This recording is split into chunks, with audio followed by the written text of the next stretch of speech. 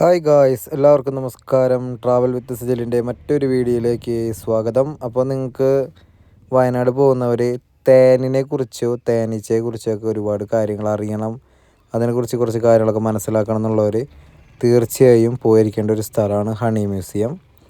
അപ്പോൾ ഇന്നത്തെ ചെറിയൊരു വീഡിയോ അത് നിങ്ങൾക്കായിട്ട് ഞാൻ സമർപ്പിക്കുകയാണ്. ഞാൻ അവിടെ പോയിട്ടുള്ള എൻ്റെ കുറച്ച് കാഴ്ചകൾ നിങ്ങൾക്ക് കാണിക്കാം.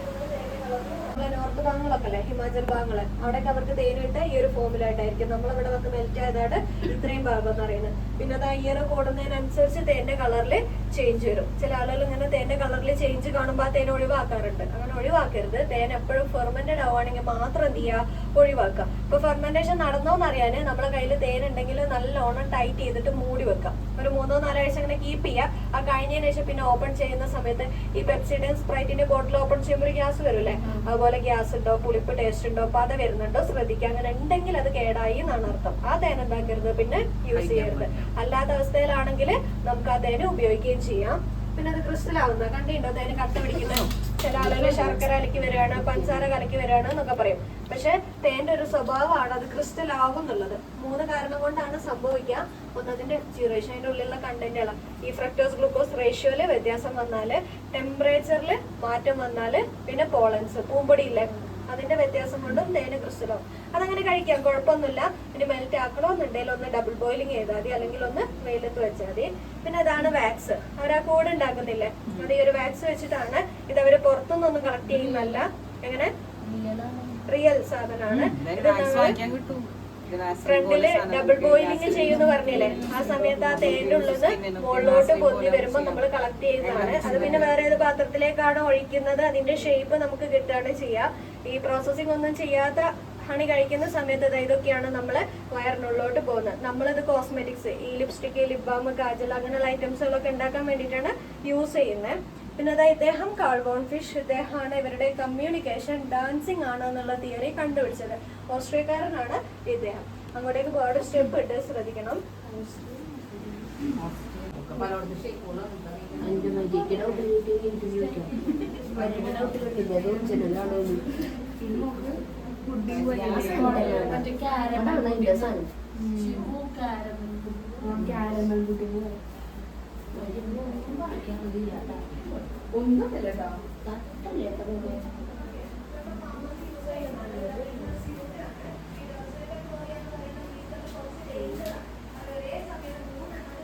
സമയത്ത് കൊമ്പ് ബോഡിനുള്ളിലോട്ട് കയറിപ്പോകും. തിരിച്ചവർക്ക് എടുക്കാൻ കഴിയൂല.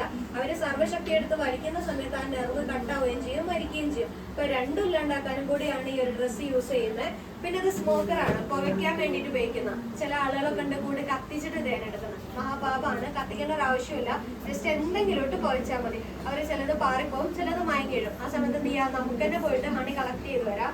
പിന്നെ ഇതാണ് എക്സ്ട്രാക്ട് മെഷീൻ എന്ന് പറയുന്നത്. ഹണി സെപ്പറേറ്റ് ചെയ്ത് മാറ്റുന്നത് ഈ ഒരു മെഷീനിൽ വെച്ചിട്ടാണ്. അപ്പൊ നമ്മളൊരു കോമ്പ് പിഴിഞ്ഞ് കളഞ്ഞാലും രണ്ടാമത് അത് ഉണ്ടാക്കിയെടുക്കാൻ ബീസുകൾക്ക് ഒരു 3-4 ആഴ്ച സമയം പിടിക്കുന്നുണ്ട്. അതുവരെ ഫാമേഴ്സിന് തേന് കിട്ടിയില്ല. അപ്പൊ അവര് ബോക്സിനുള്ളിൽ ഇത് അതേപോലെ സെറ്റ് ചെയ്ത് വെച്ചെടുക്കും. ആദ്യത്തെ കോമ്പ് അവരുണ്ടാക്കി ഹണിയും ഫില്ല് ചെയ്ത് കഴിഞ്ഞാൽ ഈ വാക്സ് വെച്ചതിന് സീൽ ചെയ്യും. പിന്നെ ഫാമേഴ്സ് എടുത്തിട്ട് ഈ സീലിംഗ് മാത്രം എന്ത് ചെയ്യുള്ളൂ, കട്ട് ചെയ്ത് മാറ്റുള്ളൂ. എന്നിട്ട് ഇത് അതേപോലെ എക്സ്ട്രാക്റ്റിലേക്ക് ഇട്ടിട്ട് ഈ ഒരു മെത്തേഡ് ചെയ്യും. അതിലൂടെ എന്താവും, ഹണി മൊത്തം സെപ്പറേറ്റ് ആവുകയും ചെയ്യും. ഈ കോമ്പിനൊന്നും സംഭവിക്കുകയില്ല. അത് നേരെ എന്ത് ചെയ്യാം, റീയൂസ് ചെയ്യുകയും ചെയ്യാം. തേനീച്ചകൾക്ക് കൂട് ഉണ്ടാക്കുന്ന പണിയും കുറഞ്ഞിട്ടും ഫാമേഴ്സിനെ പെട്ടെന്ന് ഹണി കളക്ട് ചെയ്യുകയും ചെയ്യാം. ഓക്കെ, ഇനി ഡിഫറെന്റ് ഹണികൾ ഉണ്ട്, ടേസ്റ്റ് ചെയ്ത് നോക്കാം. ഫ്രണ്ടിലോട്ട് നടന്നോ.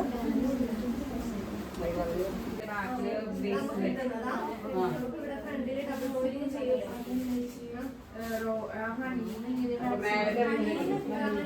അവർക്ക് കിട്ടുന്ന അവരുടെ ബോഡിയിൽ നിന്നാണ് കിട്ടുന്നത്. ഞങ്ങൾക്ക് ഇവിടുന്ന് കിട്ടുന്നത് അവിടെ ഡബിൾ ബോയിലിംഗ് ചെയ്യില്ലേ, ആ സമയത്ത് ചൂട് ആയിട്ട് ഉരുകിയിട്ട് മുകളിൽ കോമ്പാക്ട് ചെയ്യുമ്പോൾ വരുന്ന സാധനം. ഇതൊക്കെ എന്ത് ചെയ്യാം, നമുക്ക് ഈ വാസ്ലിൻ പോലെ നാച്ചുറൽ ആയിട്ട് സാധനം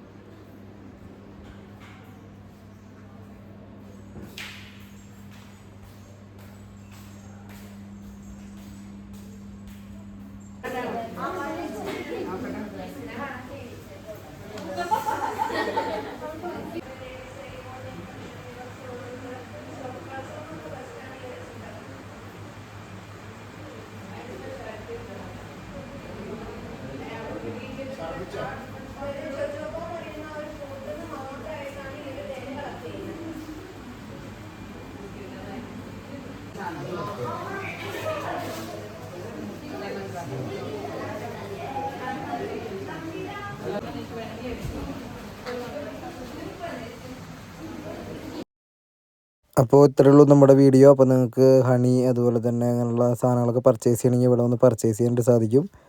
അപ്പോൾ എൻ്റെ ചാനൽ ആദ്യമായിട്ട് കാണുന്നവരാണെങ്കിൽ ഈ ചാനൽ സബ്സ്ക്രൈബ് ചെയ്യുക, ലൈക്ക് ചെയ്യുക, ഷെയർ ചെയ്യുക, കമൻറ്റ് ചെയ്യുക, മറ്റുള്ളവർക്ക് വീഡിയോ എത്തിക്കുക. അപ്പോൾ മറ്റൊരു വീഡിയോയിൽ കാണുന്നവരെ signing off, travel with Sajil.